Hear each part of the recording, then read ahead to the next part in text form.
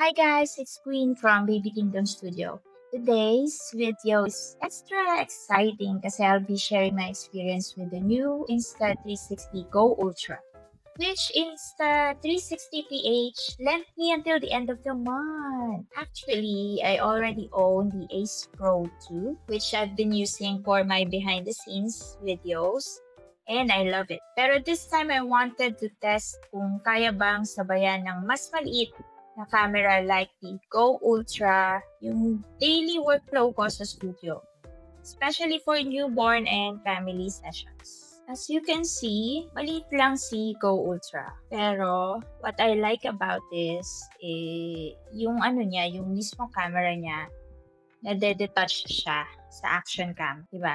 Mas malaki screen ni Ace Pro 2 compared kay Go Ultra. Ayan. Nade-detach yung mismong mini camera niya na magnetic, wherein you can clip or you can put it sa anything na may stainless or bakal kasi may magnet siya. So, ang Go Ultra, mas malaki lang yung camera ni Ace Pro 2 and Leica ang lens niya. Powered by Leica.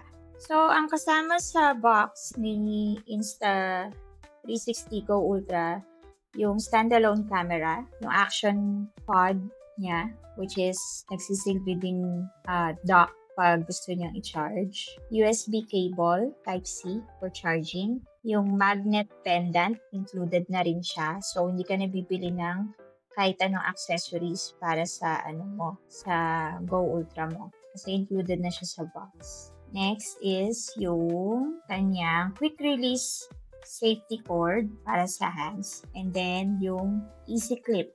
Pwede mo ito i-clip sa damit mo, sa cap. Gusto mo ng ganong shots. Nasa taas lang, ganyan. So, pwede mo siya i-clip anywhere. Magnet din yan. Magnetic din. So, since malakas ang magnet niya, yan, as you can see, lagyan natin sa magnet pendant niya. Ayan, kahit gumalaw-galaw ka, magtatakbo ka, hindi siya malalaglag. So, hindi ka nabibili ng extra accessories. Sa easy clip naman, ayan siya. So, pwede mo siyang i-clip anywhere. Hindi rin siya nahuhulog. Hindi na natin i-try yung quick release cord kasi hindi naman natin masyadong magagamit yun. Unless nagta-travel ka abroad. So, kailangan mo yun para hindi siya mahulog, hindi siya mahablog. So, ayan lahat ng mga accessories na included once you buy Go Ultra. And liit lang ng camera, cute. So, punta tayo dun sa mga option, mga view option. So, may action view, may ultra-wide, may linear, 360. Tapos, may mga filters na rin siya. Yan. Kung gusto mo ng vivid, selfie, yun yung pinakamadalas gamitin kasi pang vlogging, pang portrait, ganyan. Nakakinis ng skin, mukhang shot by iPhone, something like that. Pero ito yung mga settings niya. Yan. So, it can detect the face.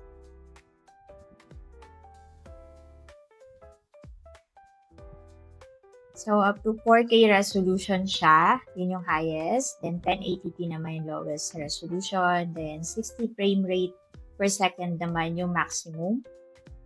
So, you can set the stabilization to high, standard, and low.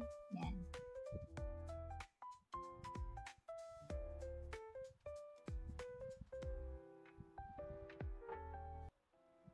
So, yan yung mga settings niya. Very easy to use naman siya, guys.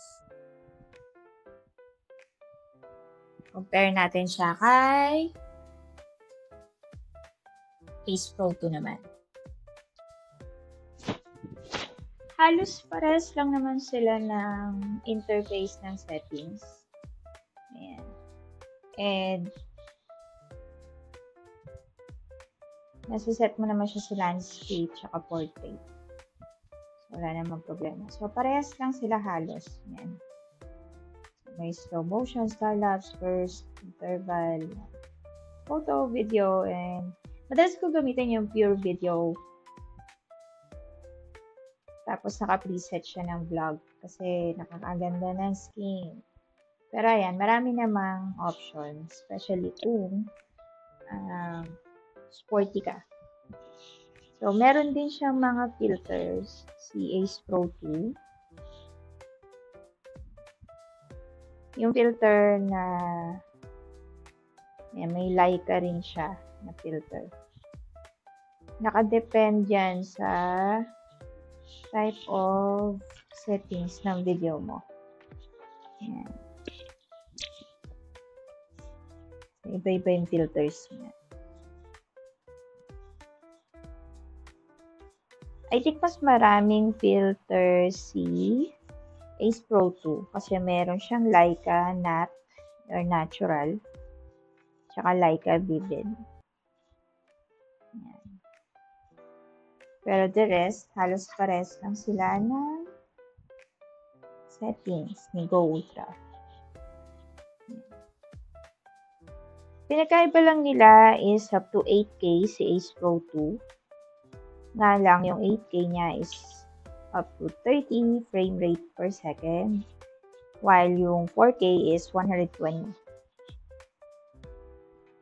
Then, lowest resolution is 1080p, up to 120 frame rate per second din. So, yun lang naman pinagkaiba nila. So, if you are more on cinematic style of video, you can use 8K. Stabilization settings is the same.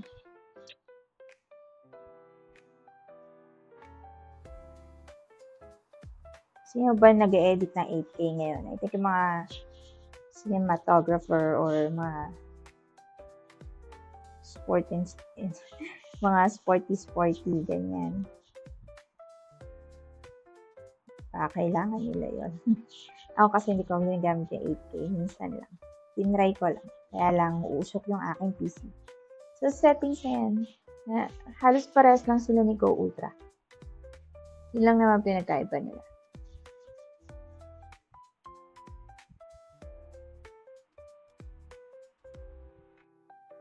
With the Go Ultra, I can record raw and natural moments habang nag-work ako.